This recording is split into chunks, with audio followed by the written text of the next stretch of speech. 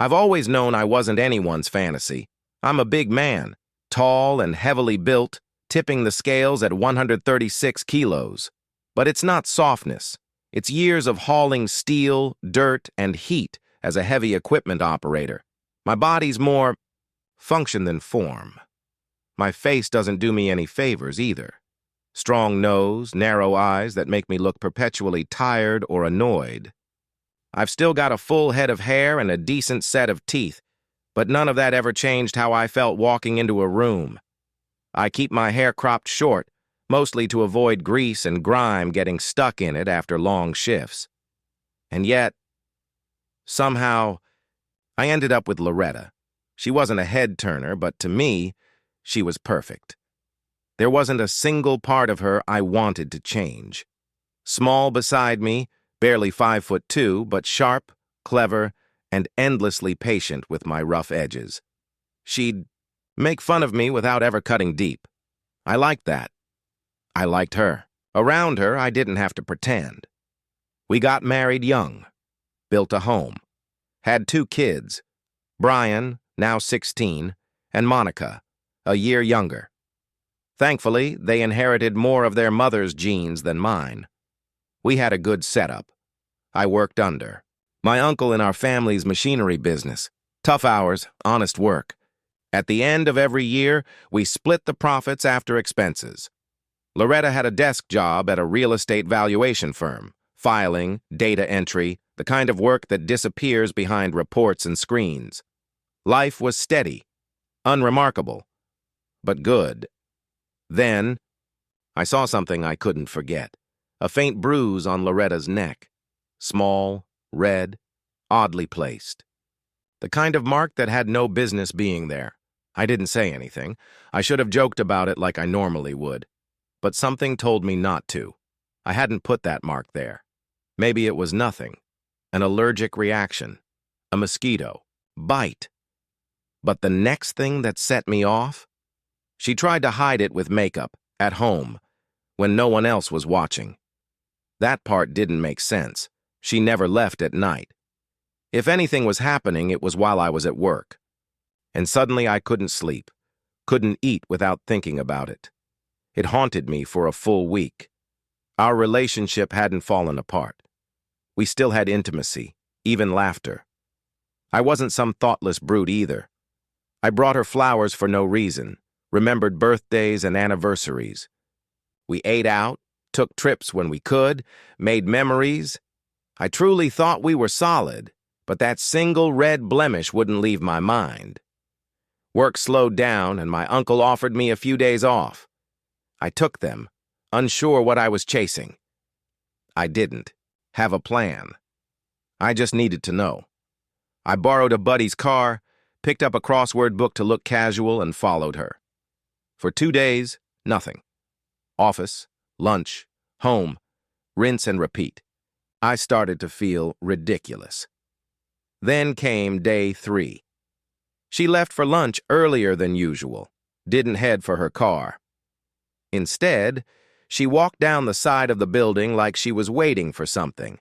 That's when a white company car rolled. Up, she got in, no hesitation, passenger seat, like it was routine. I tailed them quietly. They didn't go downtown, didn't stop at any cafe. They pulled into a rundown roadside motel just off the highway. My stomach turned. The man driving, young, clean-cut, was familiar.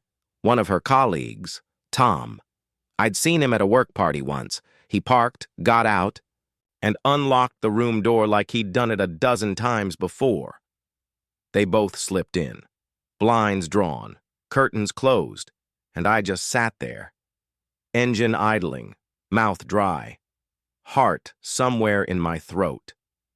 I didn't even know what I was hoping for. An innocent explanation? A misunderstanding? But there wasn't one. The truth was right there in broad daylight, behind a cheap motel door, and I had no idea what to do with it. I had every intention of staying in the car. Just sit. Let the anger fizzle out. But fury doesn't quietly wait its turn. It claws. It pulses. I found myself on my feet, walking straight toward the motel. The building was old, nearly falling apart. The door in front of me, with its weathered frame and brittle hinges, looked like it hadn't been secure in years. A solid push, and it would fall apart. 10 minutes had passed since they entered. I flagged down a housekeeper, asked her calmly to call the police. She gave me a puzzled look but reached for the phone. I told myself I'd wait 5 more minutes. I managed 2. With a slam of my shoulder, the door splintered and crashed inward. The lock gave way and the entire frame buckled with a sharp crack. There. They were, Loretta, and the man she'd chosen. They were naked in bed, tangled in betrayal. No words, no warnings. I launched at him, grabbing his throat before he could move. Seeing her like that, with him, flipped a switch inside me. He knew she was married, she knew she was mine, and neither cared. Rage didn't speak, it acted. I had never lost control like that before. My first 2 strikes crushed his ribs. He fell, limp, wheezing. I didn't stop, I kept swinging. Face, stomach, arms, nothing was spared. He was a wreck of blood and bruises. Loretta shrieked, tried pulling me back. When I turned, my elbow collided with her mouth. She flew back, hit the dresser. Her lip split open. Blood spilled. Then it all went black. I woke up in the back of a patrol car, wrists bound. Medics were loading Tom onto a stretcher. Loretta stood nearby, wrapped in a cheap motel sheet, sobbing. Her eyes met mine. She crumbled. She didn't follow. The police car. A female officer led her away as we pulled out. I didn't resist arrest. Didn't ask for an attorney. Didn't beg for leniency. They called it premeditated since I had asked for 911 before breaking in. I got 2 years. Louis was the only one who showed up before I was transferred. He promised to visit when things cooled off. 10 days later, he did. Thought about bringing you cigarettes, but remembered you don't smoke, he joked. Cut the act, Lou. What's going on back home? It's rough. Kids are staying with mom and dad. Loretta's locked herself in. She's ghosting everyone, even her sister. Joyce, has she said anything to the kids? No, not a word. Brian and Monica tried calling her. Nothing. She going to work? She hasn't left the house. Food's probably running low. Bills? No idea. I'll check with Brian. Monica's determined to keep the house running. And the guy? Tom Bostick. Still in the hospital. Might be a few more weeks.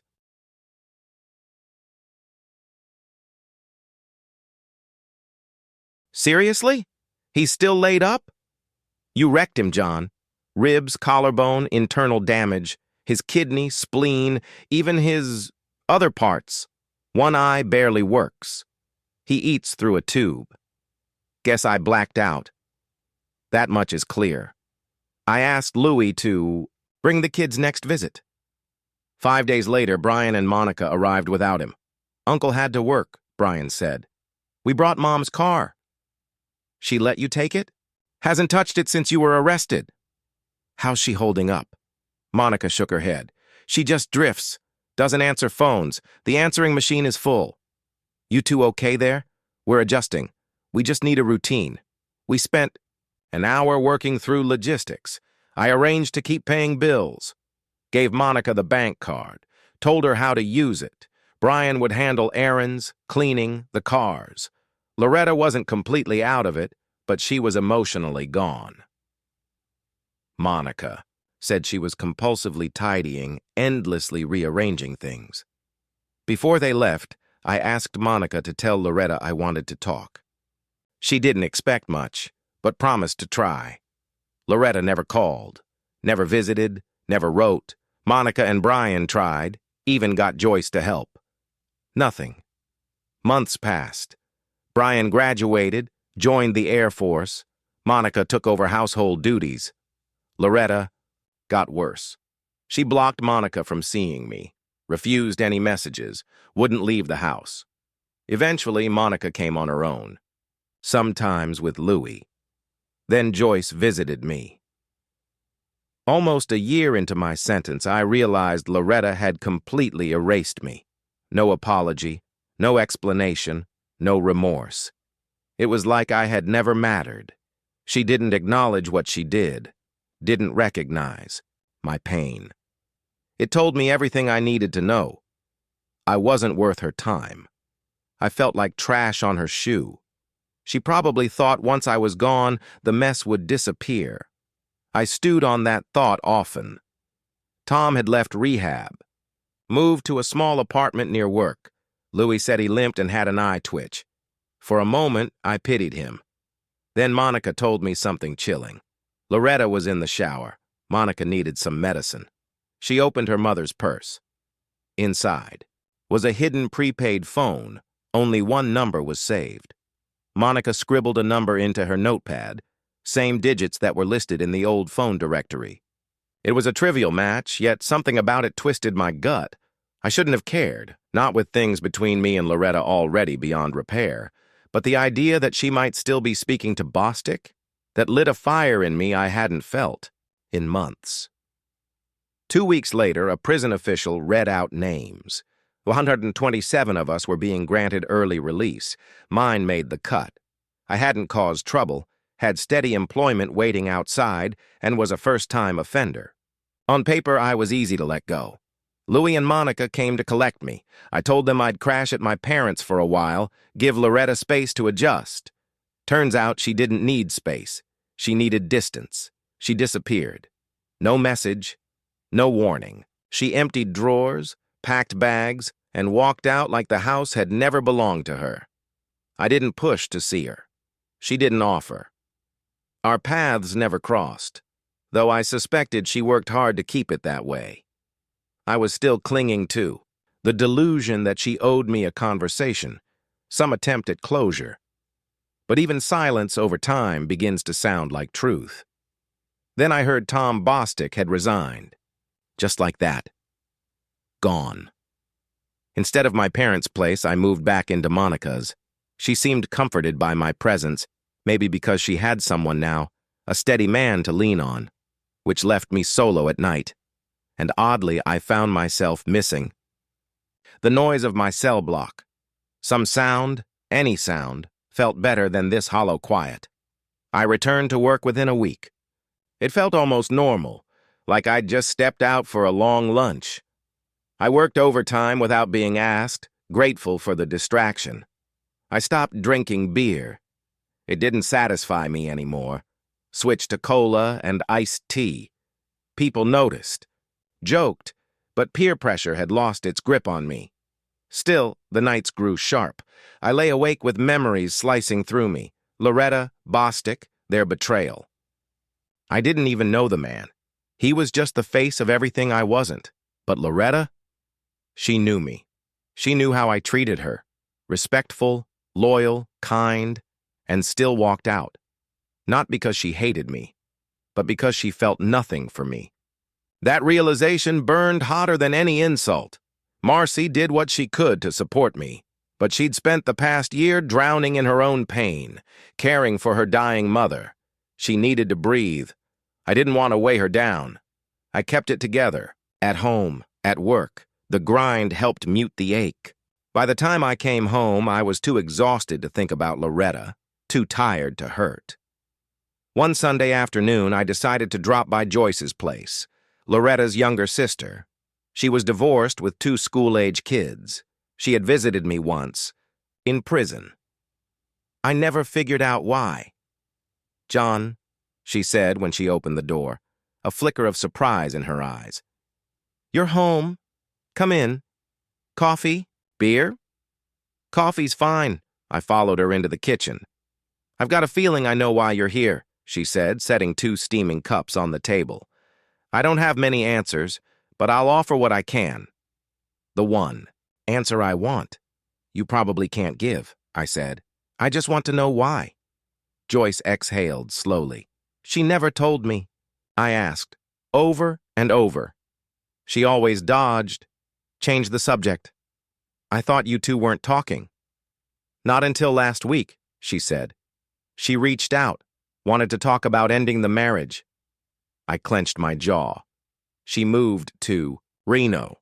Said she wanted distance, said her company had a branch there, and that he, Bostic, had already found work there. She's planning to file once she meets the residency rules.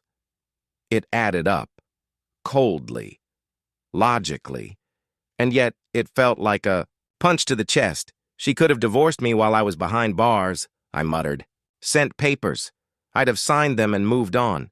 Instead, she waited. What the hell did I do, Joyce? When she left, Joyce said softly, I asked her. She just smiled, said nothing. Maybe she just decided I wasn't enough, I murmured. I wish she'd figured that out before we got married.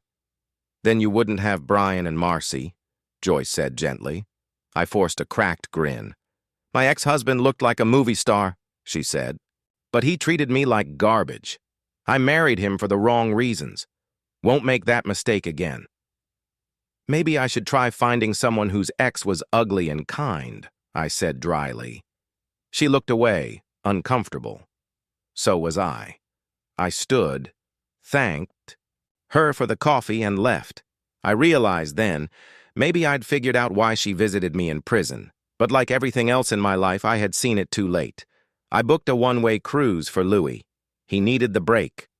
In return, I borrowed his car and started the long drive west.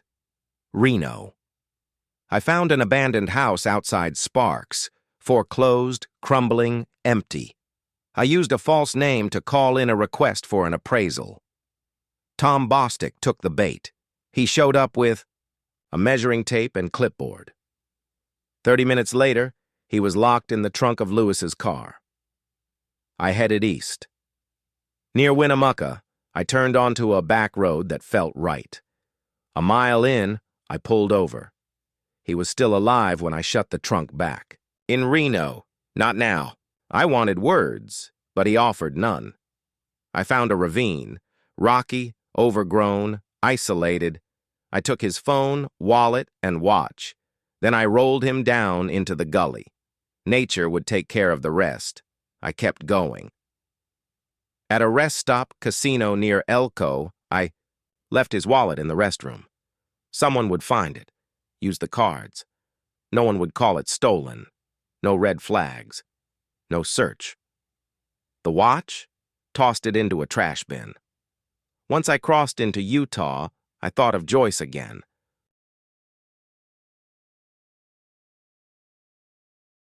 Maybe I'd call her, see if she wanted dinner. I wasn't after romance, just conversation, just something real. My phone rang. Marcy's number flashed. I answered. Tom? Is that you? Where are you? Loretta's voice, even distorted by panic. I knew it instantly. No, I said, my voice dry and unshaken. Wrong number. I heard her inhale sharply. Oh my God. No. I ended the call and threw the phone out the window. In a few days I'd be back, let her shout into silence. Had nothing left to explain, and the road ahead, finally, was mine.